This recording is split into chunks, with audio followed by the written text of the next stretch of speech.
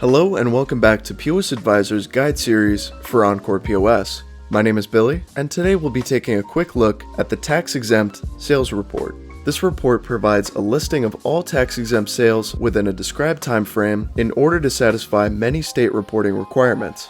Starting from the EncorePOS login screen, log on to the EncorePOS dashboard. Click the Reports tab, scroll over Sales, and click on the Tax-Exempt Sales report. We'll get started on this report by specifying a date range for EncorePOS to search through. By leaving this box checked, you can choose to look through the last week, month, 90 days, 6 months, or year. Checking this box, you can use the calendar tool to select a specific time frame for the report. Choose what tax criteria you'd like to see in this window here from this drop-down menu. Click Submit to run the report.